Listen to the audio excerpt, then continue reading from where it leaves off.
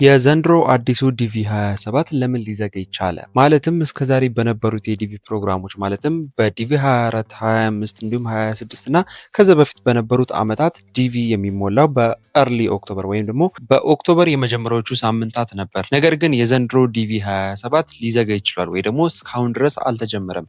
ይህም በምን ምክንያት ነው ሊዘገይ የቻለው? ማለትም ዲቪ 2027 በምን ምክንያት ሊዘገይ ቻለ የሚለው ነገር የብዙዎቻችሁ ጥያቄ ነው። ስለዚህ በዛሬ ቪዲዮ ዲቪ 2027 ለምን ሊዘገይ ቻለ፣ ምን አይነት አዳዲስ ነገሮች ስለተጨመሩ ነው ወይ ደግሞ በምን ምክንያት ነው ዲቪ 2027 ሊዘገይ የቻለው የሚለውን አጠቃላይ ኢንፎርሜሽን የምንነጋገር ይሆናል። ነገር ግን ከዛ በፊት እኔ ለማታውቁኝ ሰዎች ጆሲ ይባላለሁ። እንደዚህ አይነት ከስራ ጋር ከቪዛ ጋር እንዲሁም ከስኮላርሺፕ እና ዲቪ ጋር የተገናኙ ቪዲዮዎች ነው የማዘጋጀው።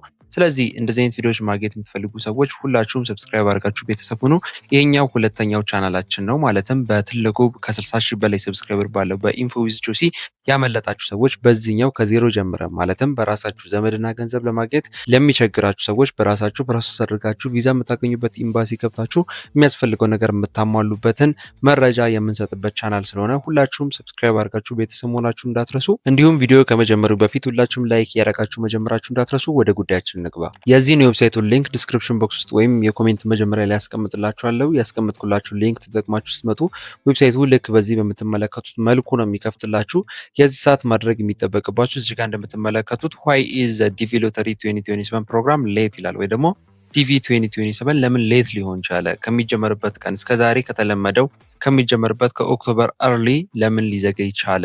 ወይም እስካሁን ለምን አልተከፈተም አልተጀመረም የሚለውን ጥያቄ የሚመልስልን ፖስት ስለሆነ እዚህ ጋር የምትመለከቱት ኢሜጅን ወይም እዚህ ጋር ያለውን ታይትል አንድ ጊዜ ትነኩታላችሁ። ራሱ ሪዳይሬክት አድርጎ ወደ ውስጥ ፔጅ እንዲያስገባን ልክ በዚህ በምትመለከቱት መልኩ ራሱ ሪዳይሬክት አድርጎ ወደ ውስጥ ፔጅ ያስገብቶናል። እዚህ ጋር ነው እንግዲህ ዲቪ 2027 ለምን ሊዘገይ ቻለ ለሚለው ጥያቄያችሁ መልስ የምታገኙበት ፖስት ወይ ደግሞ ጽሁፎች እዚህ ጋር ተጽፎ ታገኛላችሁ። እንደሚታወቀው ዲቪ ማለትም በ2024ም በ2025ም በ2023ም እንዲሁም በ2026ም ጭምር መሞላት የሚጀምረው ወይም ደግሞ ፎርሙ ኦፕን የሚደረገው ለሚሞሉ ሰዎች ክፍት የሚደረገው ከኦክቶበር አርሊ ወይ ደግሞ ከኦክቶበር የመጀመሪያዎቹ ቀናቶች እስከ ኖቬምበር የመጨረሻዎቹ ቀናቶች ጊዜ ነበር ኦፕን ተደርጎ የሚቆየው ወይ ደግሞ ለሚሞሉ ሰዎች ክፍት ተደርጎ የሚቆየው። ነገር ግን ዲቪ 2027 በዚህኛው ዓመት ሌት ሊሆን ችሏል። ሌት ከሆነበት ወይም ደግሞ እንዲዘገይ ከሆነበት ምክንያቶች አንዱ እዚህ ጋር እንደምትመለከቱት የመጀመሪያ አንድ የተጨመረ ነገር አለ ወይ ደግሞ ለሬጅስትሬሽን ይከፈላል የተባለው ክፍያ አለ ወይም ደግሞ $1 ግዴታ በዲቪ 2027 የሚሞላ ሰው በሙሉ የማይመለስ ማለት ነው $1 መክፈል ይጠበቅበታል። በዚህም ምክንያት ነው ሌት ሊሆን የቻለው። ይህ ነገር ገና አልወሰኑም ማለትም ኢምፕሊመንት እያደረጉት ይገኛሉ። ከላይ ከዩኤስሲአይኤስ ማለትም ከአሜሪካ ኢሚግሬሽንና ዜግነት አገልግሎት የወጣ ህግ ነው። የእሱን ህግ ወደ ፎርሙ ኢምፕሊመንት ማድረግ ይጠበቅባቸው ወይም የአይቲ ስራ መስራት ይጠበቅባቸዋል።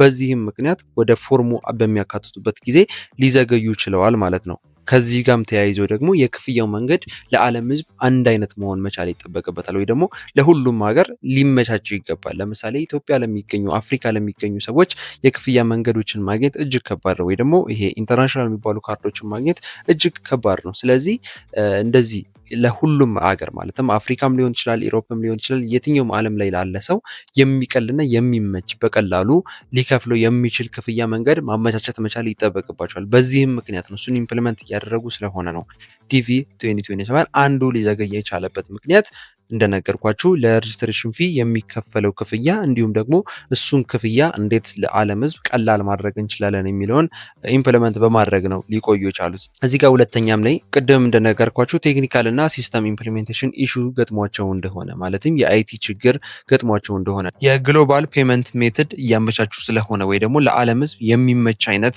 የክፍያ መንገድ ማለትም ቅድም እንደነገርኳችሁ ለአፍሪካም እንዲሁም ለኢሮፕም ሆነ ለሌላ ዓለም ላይ ላሉ ሰዎች የሚመች አይነት የክፍያ መንገድ ለማመቻቸት እየሞከሩ ስለሆነ ነው ሌት ሊሆኑ የቻሉት ማለት ነው። ሌላኛው እዚህ ጋር እንደምትመለከቱት ቫሊድ ፓስፖርት ስካን የሚያደርግ ሲስተም ያስገባሉ ወይ ደግሞ እንዲካተት እያደረጉ ይገኛሉ። ለአፕሊካንቶች ወይ ደግሞ ስካን ያደረጉ አፕሊካንቶች የሚሞሉ ሰዎች ፓስፖርታቸውን ስካን አድርገው ወደ ፎርሙ እንዲያስገቡ የሚያደርግ አዲስ ሲስተም ወይም አዲስ ህግ አካተዋል ማለት ነው። በሱም ምክንያት እሱን ነገር ኢምፕሩቭ እያደረጉት ወይ ደግሞ ይህንን አዲሱን ህግ እያስገቡት ስለሆነ ነው በዚህ ምክንያት ነው የዘገየ ነው ሲሉ አሳውቀዋል ማለት ነው። ስለዚህ ሁለቱ የመጀመሪያው እንደነገርኳችሁ የክፍያ መንገዱን ለግሎባል ወይ ደግሞ ለዓለም አቀፍ እንዲመች ቀላል እንዲሆን ለሁሉም ሀገር የሚመች ለማድረግ እየሰሩ እንደሆነ፣ ሁለተኛው ደግሞ ፓስፖርት ማለትም ቫሊድ ፓስፖርት አታች ማድረግ ግዴታ ነው ስለተባለ በዚህኛው በአዲሱ ዲቪ 2027 ፓስፖርት የሌለው ሰው እንዳይሞላ ስለፈለጉ ወይ ደግሞ ፓስፖርታችሁን ግዴታ እንድታስገቡ ስለፈለጉ የሚሞላ ሰው ወይ ደግሞ አፕሊካንቱ አፕላይ የሚያደርገው ሰው እስካን አድርጎ የሚያስገባበትን መንገድ እየፈጠሩ ስለሆነ ነው። ሶስተኛ የቆየንበት ሪዝን ወይ ደግሞ ሌት ሊሆን የቻለበት ምክንያት ይህንን ነው ሲሉ ተናግረዋል ማለት ነው። ሌላኛው ሊዘገይ የቻለበት ወይም ሌት ሊሆን የቻለበት ምክንያት ኤክስተርናል የሆኑ ፖለቲካል ፋክተሮች ናቸው።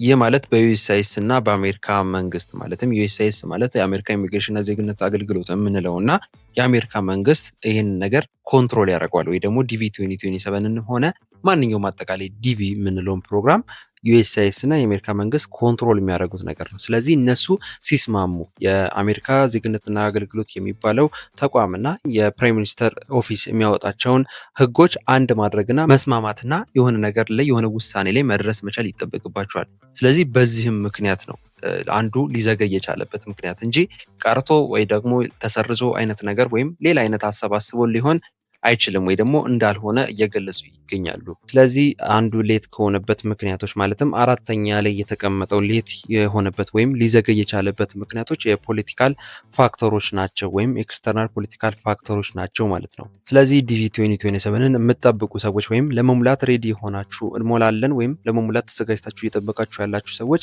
ማድረግ የሚጠበቅባችሁ ስቴይ አፕዴት ነው ወይ ደግሞ እንደዚህ አፕዴት የሚወጡ ኢንፎርሜሽኖችን በመከታተል ኢንፎርሜሽን ለራሳችሁ ማግኘት እንዲሁም ደግሞ በዚህ መሀል አዳዲስ ነገሮች ሊፈጠሩ ስለሚችሉ ማለትም አዳዲስ እንደነገርኳቸው የክፍያው ነገር ይጨመራል። እንዲሁም ደግሞ የፓስፖርትም ስለሚጨመር ፓስፖርት የሌላችሁ ሰዎች ፓስፖርት አውጥታችሁ ወይም ደግሞ ፓስፖርት ጉዳያችሁን ጨራርሳችሁ መጠበቅ ይጠበቅባችኋል። እንዲሁም ደግሞ ፎቶ የሌላችሁ ሰዎች የፎቶውን ሪኳየርመንት ኦልሞስት የተቀየረ ነገር ስለሌለ ፎቶችሁን ሬዲ አድርጋችሁ አዘጋጅታችሁ መጠበቅ ትችላላችሁ። እንዲሁም ደግሞ የስም ጉዳይ ለምሳሌ የስፔሊንግ ኤረር የመሳሰሉት አይነት ነገር ካለ እሱን እያስተካከላችሁ መጠበቅ ትችላላችሁ። በዚህ በተገኘው አጋጣሚ ያላችሁን ነገር ወይም ከእናንተ የሚጠበቁ ነገሮችን ቀድማችሁ ጨርሳችሁ ወይ ደግሞ ሬዲ ሆናችሁ መጠበቅ ትችላላችሁ ማለት ነው። ስለዚህ ዲቪ 2027 ሊዘገይ የቻለበት ምክንያት ወይ ደግሞ ሌት ሊሆን የቻለበት ምክንያት እነዚህ አራቱ ፋክተሮች ናቸው ማለት ነው። ሌላ አፕዴት ሲወጣ ማለትም የተለየ አፕዴት ከወጣ አዲስ የሚወጣ አይነት ዜና ካለ ቶሎ ተከታትዬ በዚሁ ቻናል ማሳውቃችሁ ይሆናል። የዛሬው መረጃ ይህን ይመስል ነበር። አሪፍ ኢንፎርሜሽን እንዳገኛችሁበት ተስፋ አድርጋለሁ። እንዲሁም ለጥያቄዎቻችሁ መልስ እንደመለስኩኝ ተስፋ አድርጋለሁ። ሀሳብ አስተያየት፣ እንዲሁም ጥያቄ ካለ ኮሜንት ላይ ጻፉልኝ። ይሄኛው እንደነገርኳችሁ ሁለተኛው ቻናላችን ስለሆነ ከዜሮ የምትጀምሩ ሰዎች ወይም በራሳችሁ ፕሮሰስ ማድረግ የምትፈልጉ ሰዎች ሰብስክራይብ አድርጋችሁ ቤተሰብ ሁኑ። ቪዲዮውን ብዙ ሰዎች ጋር መድረስ እንዲችል ሁላችሁም ላይክ ያደረጋችሁ ብዙ ሰው ጋር መድረስ እንዲችል ማድረጋችሁን እንዳትረሱ። ለሁላችሁም መልካም እድል። በቀጣይ በሌላ ቪዲዮ አገኛችኋለሁ። መልካም ጊዜ